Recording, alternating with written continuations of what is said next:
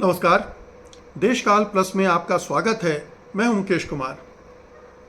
दोस्तों, न्यायपालिका पर राजनीतिक दबाव की चर्चा पिछले 5-7 साल से लगातार हो रही है। ऐसे बहुत सारे प्रमाण आ चुके हैं। खुद सुप्रीम कोर्ट के जजेस प्रेस कॉन्फ्रेंस करके ये बता चुके हैं और बहुत सारी ऐसी हलचलें हुई हैं जिनसे ये सिद्ध होता है कि हमारी न्यायपालिका बुरी तरह से राजनीतिक दबाव में काम कर रही है। राजनीतिक दबाव में राजनीतिक प्रलोभन भी शामिल है, उनकी वजह से भी काम कर रही है। और इसीलिए हम देखते हैं कि एक के बाद एक सुप्रीम कोर्ट से रिटायर होने वाले जज या चीफ जस्टिस किस तरह से बड़े बड़े पदों पर बैठ रहे हैं। वो तमाम चीज़ें आप देख ही रहे हैं, उसको दोहराने की ज़रूरत नहीं है। लेकिन ये एक भूमिका मैंने इसलिए बांधी है कि अब एक और ऐसा ज़बरदस्त प्रमाण सामने आ गया है जो साफ साफ कहता है कि सुप्रीम कोर्ट पर सरकार किस तरह से दबाव डाल रही है और अपने फैसले मनवाने में कामयाब भी हो रही है। ये जो ताज़ा मामला आया है, ये सुप्रीम कोर्ट के पूर्व जज मदन बी लोकुर ने इसका खुलासा किया है। उन्होंने किताब लिखी है और उस किताब में बताया है कि दिल्ली हाई कोर्ट के जो जस्टिस मुरलीधर थे, उनको ट्रांसफ़र करने के लिए मोदी सरकार ने किस तरह से लगातार दबाव डाला। जस्टिस मुरलीधर अपने कड़े रुख, सीधी रीढ़ की हड्डी और न्याय की कसौटी पर खरे उतरने वाले फैसलों के लिए जाने जाते हैं और ये मोदी सरकार को मंजूर नहीं था, तो उनको वो उनके पीछे पड़ गए और ये सिलसिला 2018 से शुरू हो गया।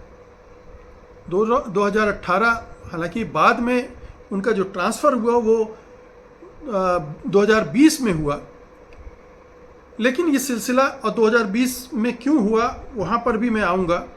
लेकिन पहले समझ लें कि इसका बैकग्राउंड क्या था, जो हमें मदन बी लोकुर बता रहे हैं कि 2018 में पहले दबाव आया कि इनको रुखसत कीजिए, कहीं और ट्रांसफ़र कीजिए। लेकिन उस समय Madan B Lokur Supreme Court के कॉलेजियम में थे।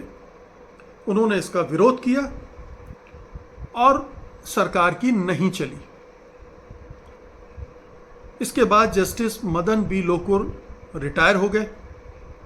जैसे ही वो रिटायर हुए तो 2019 में एक बार फिर से मोदी सरकार ने दबाव डाला कॉलेजियम पर कि अब जस्टिस मुरलीधर को दिल्ली हाई कोर्ट से हटा दीजिए। फिर एक सिलसिला शुरू हुआ, लेकिन इस बार जस्टिस सीकरी ने इसका विरोध किया और उनका ट्रांसफ़र फिर रुक गया। लेकिन मज़े की बात ये देखिए कि जैसे ही जस्टिस सीकरी रिटायर हुए 2019 में, ये दबाव फिर से कॉलेजियम पर आना शुरू हो गया और ये वजह बना एक महत्वपूर्ण फैसले के बाद, जब जस्टिस मुरलीधर ने 26 फरवरी 2020 को देर रात अपने आवास पर एक आपातकालीन सुनवाई की। 2020 में दिल्ली में दंगे हुए थे जनवरी में, और पुलिस का रोल इस पूरे दंगे में वह बेहद ही पक्षपातपूर्ण था। इसके सारे सबूत प्रमाण आ चुके हैं। दंगों के बाद उसने दंगा करने वालों के खिलाफ जो तफ्तीश शुरू की और उनके खिलाफ केस करने शुरू किए, उसमें उसका बायस फिर सामने आ गया। चुन चुनकर अल्पसंख्यक समुदायों को दंगे के लिए दोषी बनाने का सिलसिला शुरू कर दिया गया। और जाहिर है कि चूँकि दिल्ली पुलिस होम मिनिस्ट्री के अंडर आती है, तो होम मिनिस्टर की तरफ से जो निर्देश मिल रहे होंगे दिल्ली पुलिस को, उसके हिसाब से वो काम कर रही होगी।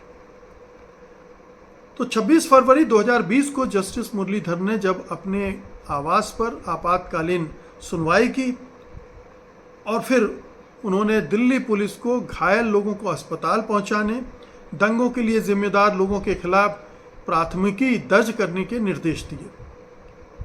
अब ये जो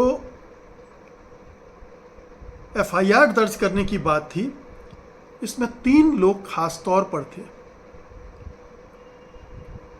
अनुराग ठाकुर, कपिल मिश्रा और प्रवेश वर्मा। इन 3 लोगों के खिलाफ पुलिस आगे नहीं बढ़ रही थी, उनके खिलाफ एफआईआर दर्ज नहीं कर रही थी और फिर जस्टिस मुरलीधर ने उसकी क्लास लगाई, जमकर हड़काया। उसके बाद सरकार ने कॉलेजियम पर ऐसा दबाव बनाया कि रातों रात उन्हें पंजाब हरियाणा हाई कोर्ट में ट्रांसफर कर दिया गया।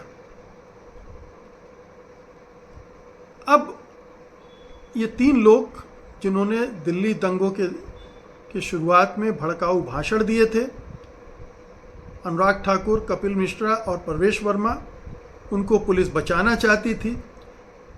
जस्टिस मुरलीधर इनको बख्शना नहीं चाहते थे।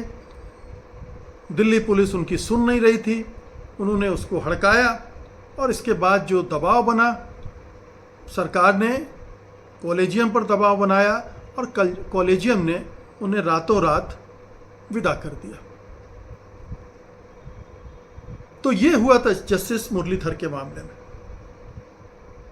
अब ये प्रसंग अभी सामने आया है ऐसे समय जब 2-3 चीजें और एक साथ हो रही हैं, आप इनको जोड़कर देख सकते हैं।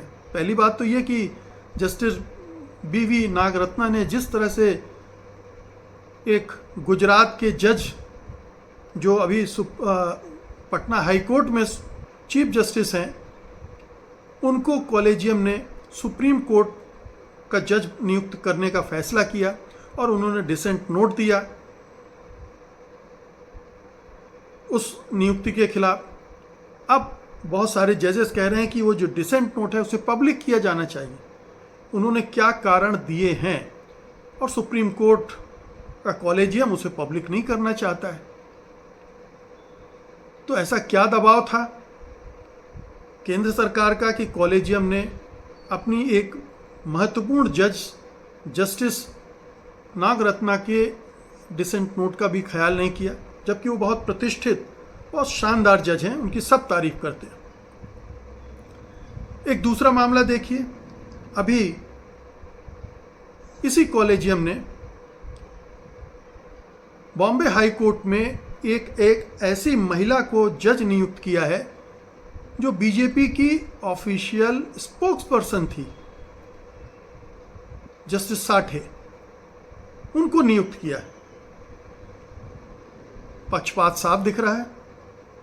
एक और मामला लीजिए, चेन्नई के एक जज ने आरोप लगाया है कि सुप्रीम कोर्ट के किसी जज ने उन्हें फोन करके कहा कि इस कंपनी के पक्ष में फैसला दीजिए, और उसके बाद उस जज ने उस सुनवाई से अपने को अलग कर लिया, रिक्यूज कर लिया।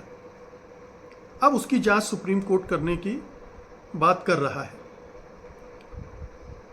तो इसका मतलब है कि सुप्रीम कोर्ट में ऐसे जजेस भी हैं जो ये काम करते हैं, या उनको सरकार की तरफ से कहा गया कि इनको बचाइए, या उस कंपनी की तरफ से उनके जरिए दबाव डलवाया गया। तो आखिरकार ये सुप्रीम कोर्ट में हो क्या रहा है? ये सारी घटनाएं बताती हैं कि सुप्रीम कोर्ट का कितना पतन हो गया है, कितना पक्षपातपूर्ण हो गया है, कितना सरकारी दबाव में काम कर रहा है, और जाहिर है कि इसके निर्णय भी सरकारी दबाव में ही दिए जा रहे होंगे। बहुत बहुत शुक्रिया आपका। धन्यवाद। नमस्कार।